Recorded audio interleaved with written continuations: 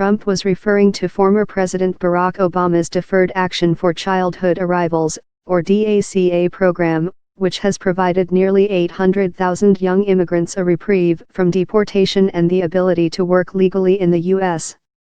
The Trump administration was expected to announce termination of the program, but only after giving Congress 6 months to come up with a legislative solution to protect the immigrants, sometimes known as Dreamers. Make no mistake, we are going to put the interest of American citizens first. Trump added in a second, retweeted message.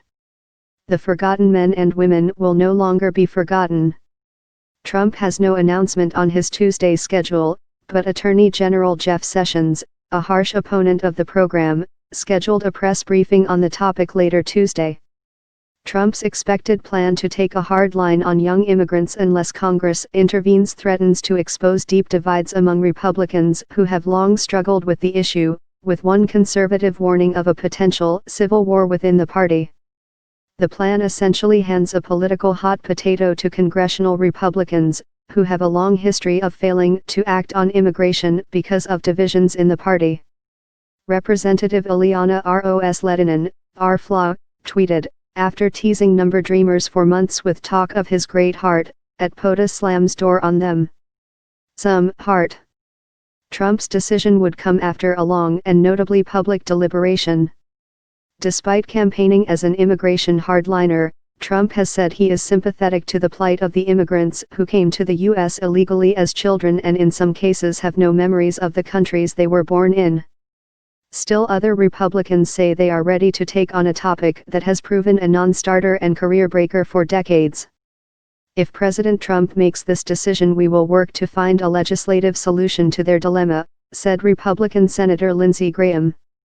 But Congress has repeatedly tried and failed to come together on immigration overhaul legislation, and it remains uncertain whether the House would succeed in passing anything on the divisive topic.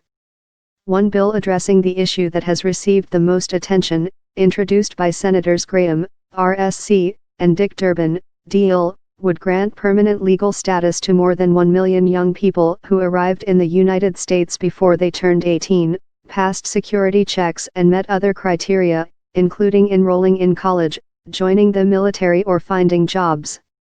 Graham said in a statement Monday that he would support the president if he decided ultimately to go through with the plan as outlined.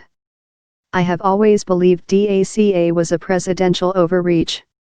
However, I equally understand the plight of the DREAM Act kids who, for all practical purposes, know no country other than America, Graham said in a statement. Senator James Lankford, R. Oklahoma, agreed, saying that it should be up to Congress, not the White House, to set immigration policy.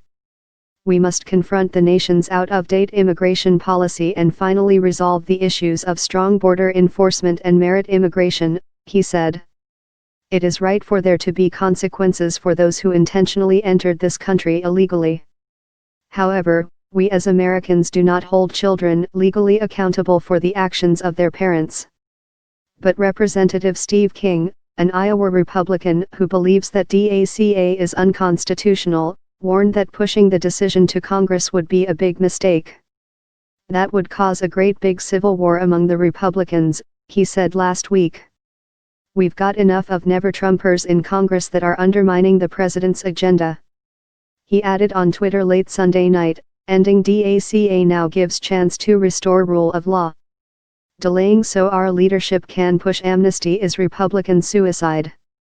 Associated Press writers Catherine Lucy and Erica Werner contributed to this report.